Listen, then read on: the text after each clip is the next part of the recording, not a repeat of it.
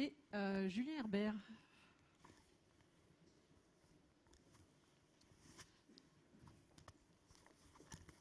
Donc, je vous invite chacun à prendre un micro. Bruno, tu es déjà équipé, tout va bien.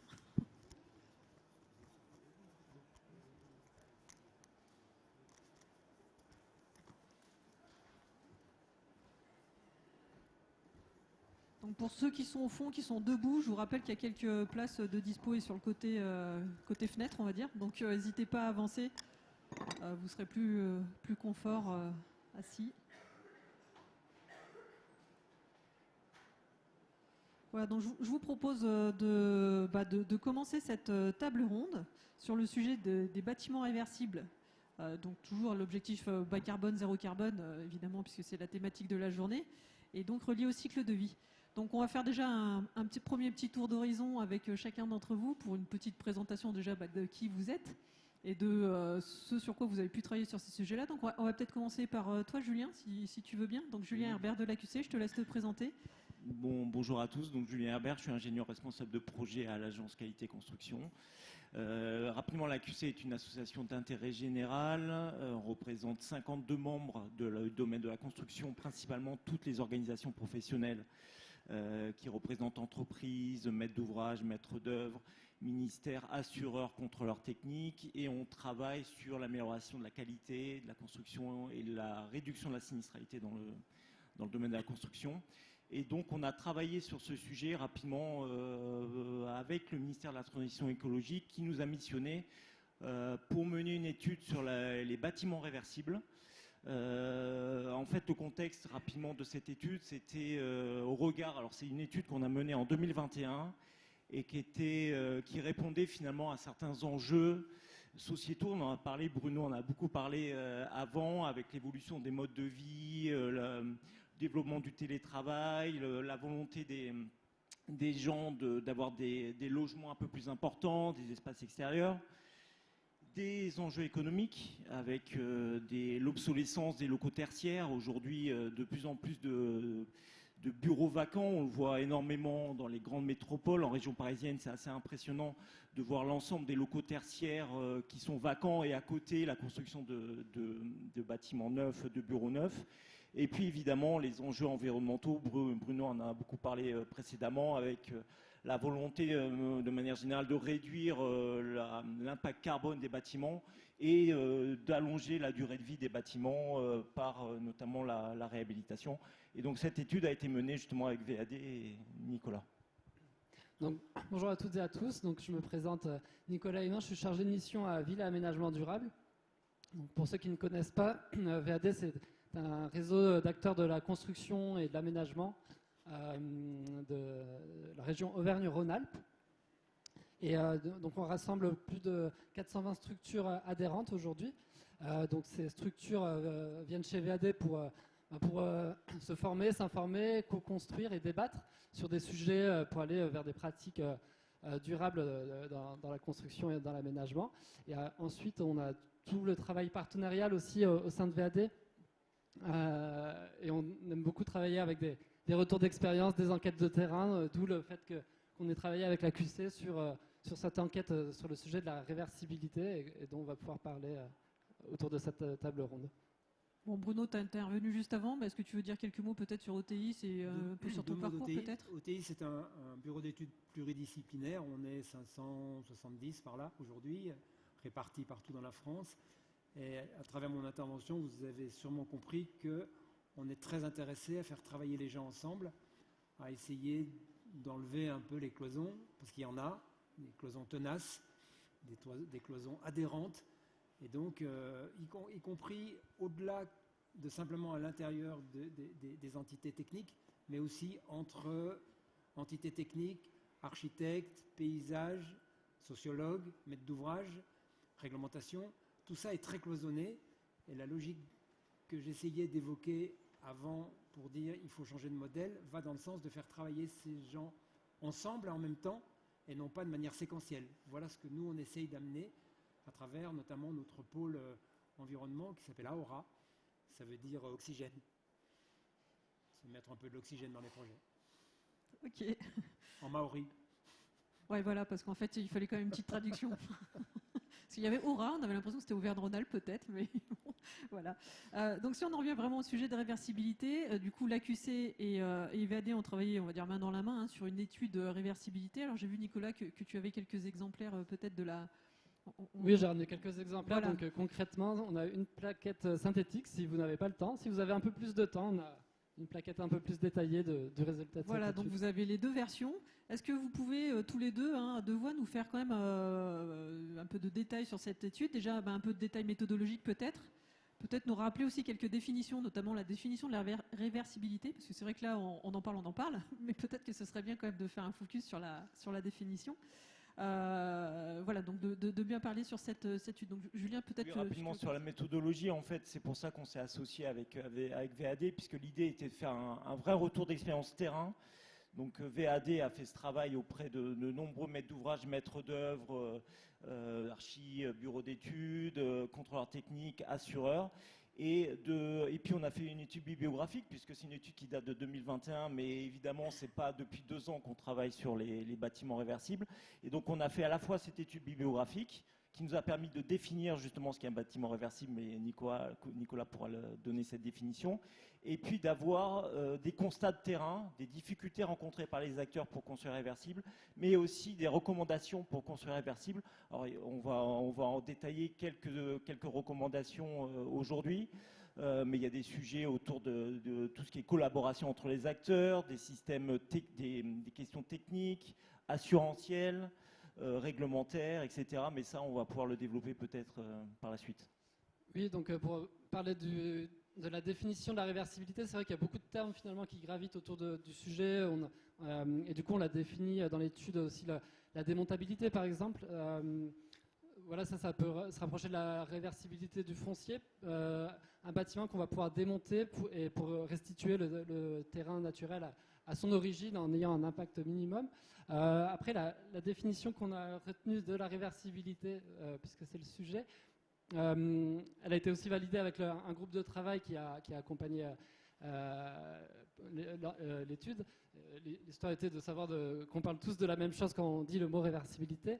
Et donc, ça a été, on l'a défini comme ça, comme suit, l'aptitude d'un bâtiment à pouvoir changer d'usage facilement, changer d'usage dans le temps et plusieurs fois aussi. Le côté réversible qui implique, par exemple, un bureau qui devient logement, on a vu l'exemple de Grenoble, et qui puisse redevenir bureau par la suite, revenir à un état antérieur. Ok, et du coup, si on essaye de tirer quelques enseignements, quelques recommandations un peu phares, parce que bon, on n'a pas le temps de rentrer dans tous les détails, mais est-ce qu'il y a des recommandations un peu particulières qui ressortent, notamment dans les différentes phases, sur les phases de conception jusqu'à la phase travaux et réception? Est-ce que, voilà, si là, en quelques minutes, on pourrait retenir quelques éléments, quels seraient les éléments un peu phares à retenir? Alors déjà, il y a ce qu'on s'aperçoit quand on parle de réversibilité, c'est que en France, du moins, finalement, les seuils, enfin les critères sont vraiment définis selon l'usage. Les réglementations définissent selon l'usage. On n'a pas pour la réglementation incendie, par exemple, elle est totalement différente que ce soit du bureau, du logement. Je pense que si vous travaillez dans la construction, vous êtes bien confronté au problème. Mais après, c'est pas vraiment un problème en soi si on prend en compte dès le début du projet, dès la programmation, qu'on considère. Après, il y a la notion de mesure conservatoire. Une mesure conservatoire, c'est une mesure qu'on va mettre en place pour pouvoir permettre justement des petites adaptations futures, pour pouvoir finalement adapter tous les usages possibles en fonction de toutes les contraintes réglementaires. Voilà, j'ai pris l'exemple de la sécurité incendie, mais il y a l'accessibilité. Une hauteur de marche n'est pas la même que ce soit un bureau ou un logement. Donc voilà, ça il faut le savoir pour soit mettre au plus défavorable ou soit prévoir une adaptation minime qui puisse permettre d'aller d'un usage vers l'autre facilement. Sur l'acoustique, par exemple, le logement, la réglementation, les exigences réglementaires en termes d'acoustique sont très contraignantes beaucoup plus contraignante sur des logements par rapport à du tertiaire. Donc en fait, quand Nicolas parle de mesures conservatoires, c'est dès le début de la phase conception, anticiper le changement d'usage si on construit des locaux tertiaires, anticiper le changement d'usage pour le changement en bureau, en logement, et donc prévoir des mesures conservatoires et un traitement acoustique qui puisse répondre à l'usage logement dans les 10, 20 ans ou 30 ans, quand le bâtiment changera d'usage, sera réhabilité en logement. Et sur le sujet de l'acoustique, j'avais aussi un petit exemple pour parler d'un peu toutes les phases. Du coup, c'est aussi sur le chantier, donc en conception, on l'a vu, en programmation. Et sur le chantier, il faut aussi avoir un point de vigilance, avoir une attention toute particulière sur le chantier, parce que les compagnons qui vont travailler sur ce chantier ne seront pas forcément sensibilisés au sujet de la réversibilité. Ils vont peut-être pas comprendre les mesures conservatoires qui seront mises en place et pourront faire des adaptations sur chantier parce qu'on a toujours fait comme ça, que c'est plus simple. Et aussi sur les matériaux qui sont réceptionnés. Si à réception, les performances acoustiques vont être bonnes à réception pour l'usage donné, peut-être qu'elles ne seront plus bonnes par la suite. Par exemple, sur le tertiaire, on a l'exemple on met souvent des planchers sur vérin pour passer tous les réseaux en dessous. Si on ne prévoit pas la hauteur suffisante pour ensuite, si on veut aller vers du logement, prévoir la chape acoustique, etc., ça pourra poser des problèmes qui seront résolus avec des solutions techniques, mais qui ne seront pas forcément optimisés si on veut parler de réversibilité, adaptation facile d'un usage vers un autre. Ouais, du coup, il y a une sorte de logique constructive. Exactement. En termes de système constructif, ce qui apparaît clairement, c'est qu'on est plutôt sur des systèmes poteau-poutre, plutôt qu'avoir des murs de refend qui ne permettront pas, dans le futur, d'abattre les cloisons pour passer, par exemple, d'espaces ouverts à des logements. On a les systèmes d'équipement démontables qui puissent être démontables facilement sans impacter la structure du bâtiment. Et puis les trames de façade, peut-être Nicolas Ouais, en fait, ce qu'on s'aperçoit, c'est que au-delà de la réglementation, finalement, je reprends toujours l'exemple bureau-logement, mais la réversibilité, c'est pas que bureau-logement, même si c'est l'enjeu majeur, je pense, aujourd'hui. Mais du coup, le logement et le bureau ont deux standards complètement opposés.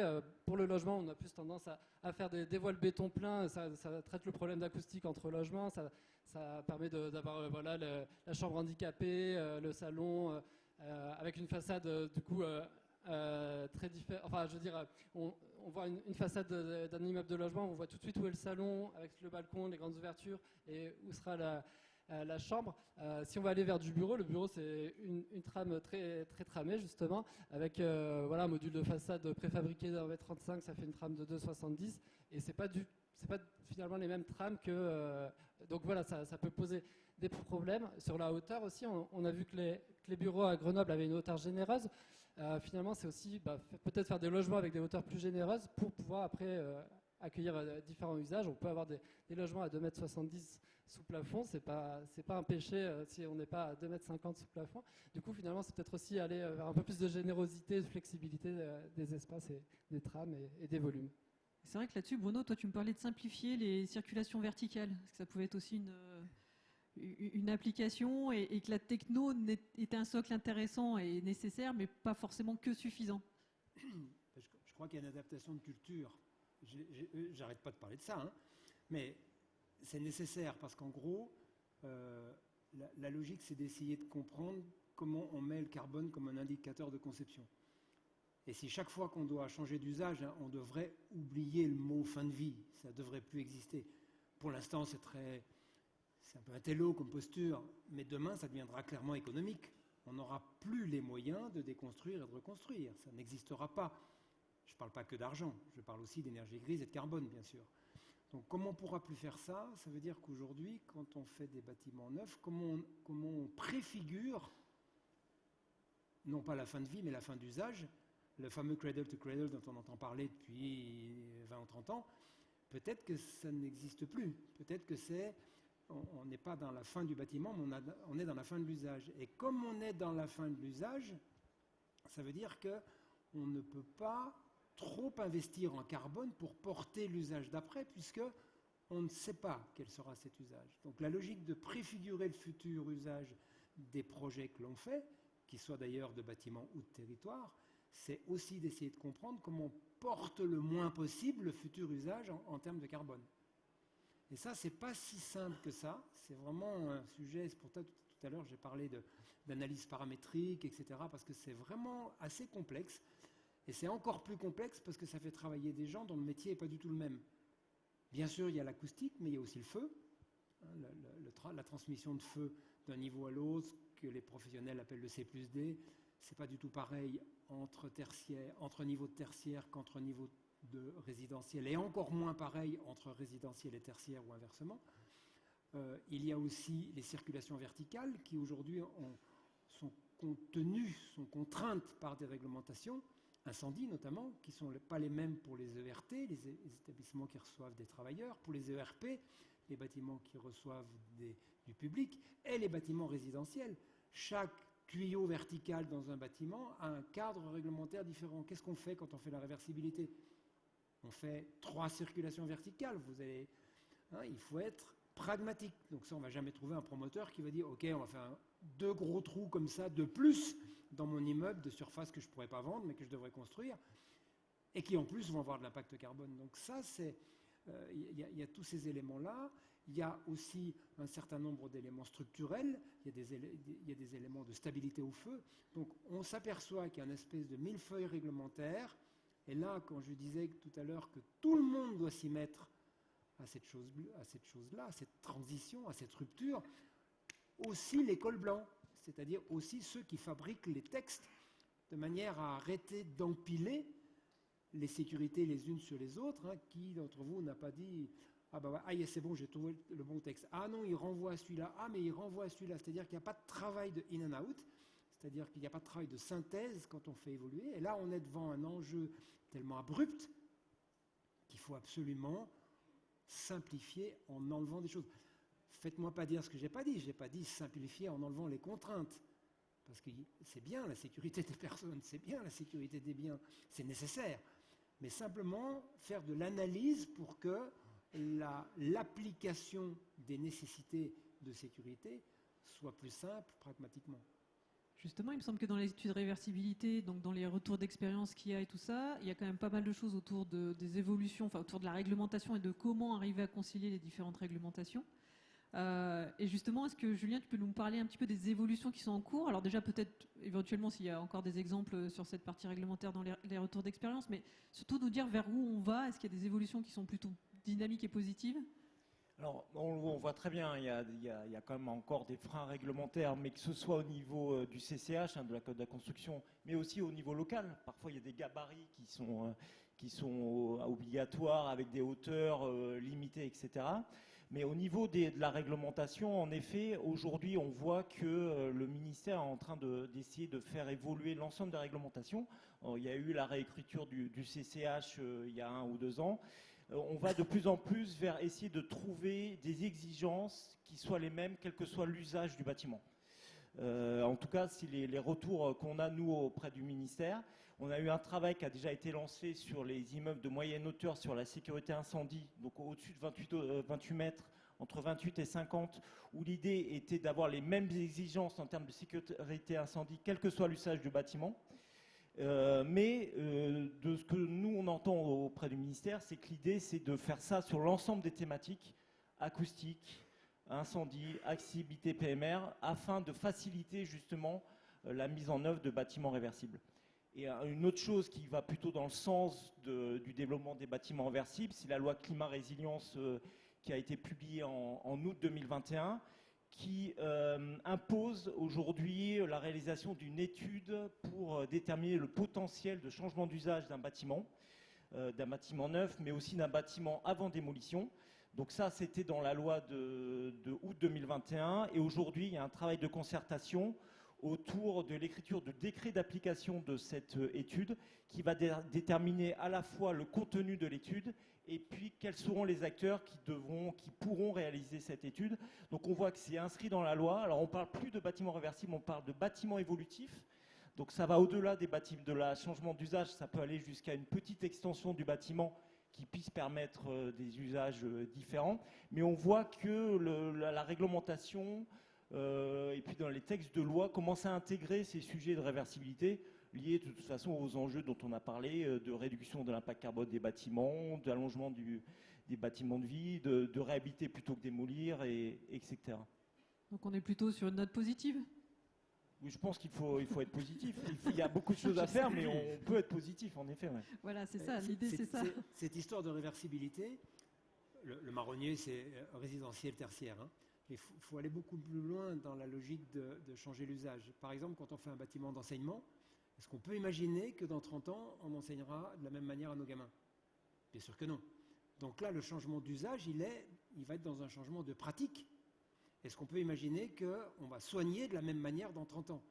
Donc la chambre de maternité qui est ultra mise au point, au millimètre, faire de l'hospitalier, c'est hallucinant en termes de précision aujourd'hui par rapport au process, puisqu'on est vraiment dans des urgences vitales là.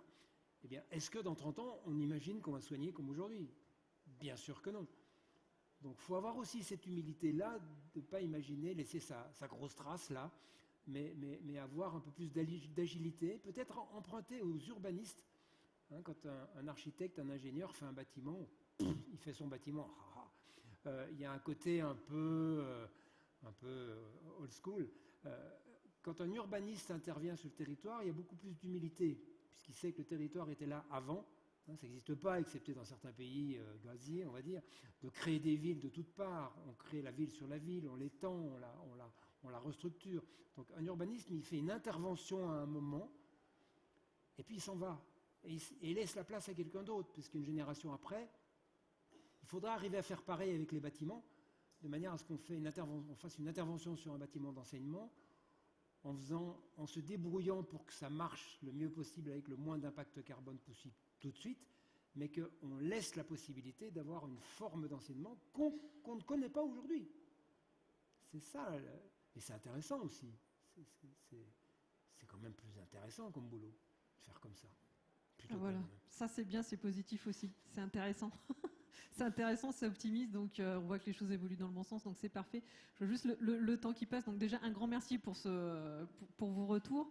Donc je vous invite donc à prendre connaissance, donc soit du petit résumé, on va appeler ça comme ça, de la plaquette résumée de l'étude AQC-VAD, ou soit de prendre le temps de la lire en intégralité. Tu m'avais fait aussi référence quand je t'ai eu hier à l'opuscule sur la réversibilité. Ah oui.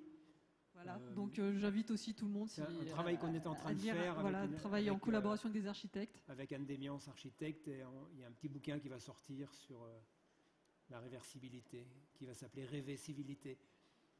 Il y a d'autres choses que simplement de la technique. Et cet après-midi, il y a aussi la présentation d'un projet réversible par Link City. Alors c'est plus dans la conférence 9, mais c'est un des projets très intéressants d'ailleurs sur lequel on a travaillé. C'est le bâtiment Work One à Confluence. Et donc ils viennent le présenter, Link City, cet après-midi. C'est un très bon exemple d'un bâtiment réversible.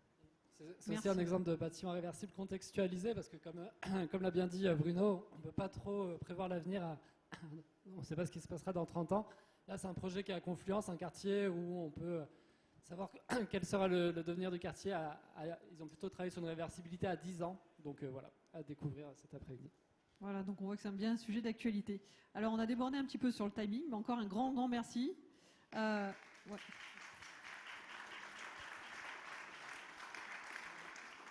Alors même si on a débordé un peu, on peut peut-être prendre quand même une ou deux questions maximum. Donc je vous invite à lever la main et donc juste à vous présenter rapidement pour savoir qui vous êtes. Allô, bonjour, vous m'entendez? Oui, Christine Verstraete, je suis chargée de mission urbaniste et je travaille notamment sur, parler d'éducation, je travaille sur les réhabilitations des campus et les constructions de nouveaux campus dans une région, donc en renfort avec l'État, puisqu'on est sur une compétence État. Alors, vous avez parlé d'éducation. Alors, la réversibilité dans l'éducation, vous savez probablement qu'il y a un référentiel du patrimoine immobilier des universités au niveau central au ministère, qui rationne tout au mètre carré, etc. Donc, là-dessus, je ne suis pas très, très optimiste. Mais par contre, je voulais vous donner une petite idée sur la question des temps, de la flexibilité, parce que moi je connais très bien la Suède et ce qui se fait. Je suis allée visiter au mois d'avril le nouveau campus commun qui a été fait pour l'Université de Stockholm et l'école d'ingénieurs.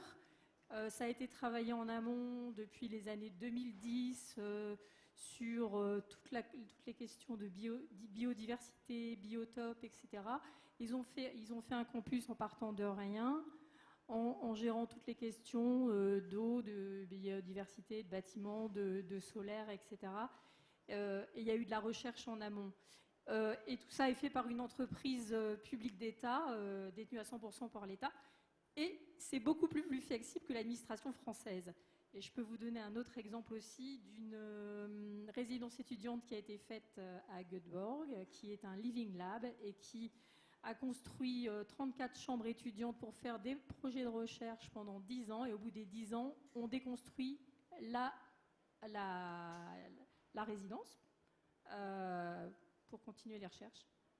Ouais, effectivement, à l'échelle européenne, on a beaucoup d'exemples sur le sujet de la réversibilité. Et on a aussi, bien sûr, le village olympique de Paris 2024, qui va accueillir les athlètes pendant les JO, donc sur une période de 2 mois, et qui vont devenir ensuite des résidences étudiantes, mais aussi des logements, des locaux d'activité, etc.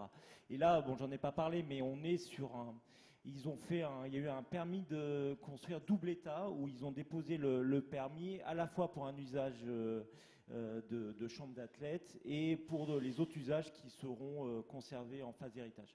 Donc on a aussi ces retours d'expérience qui sera sur une période encore plus courte, au bout d'1 an, de changement d'usage pour la phase d'héritage. On va faire une mise à jour de l'étude alors. Une dernière question, parce que Bonjour, Francis Keledjian, je travaille chez ArcelorMittal. Pour les réversibilités, donc je voulais déjà témoigner notamment des constructions des expositions universelles. On a très souvent des bâtiments qui sont mis en place pour 1 année ou 6 mois et qui sont ensuite démontés et qui trouvent un nouvel usage sur le terrain ou ailleurs.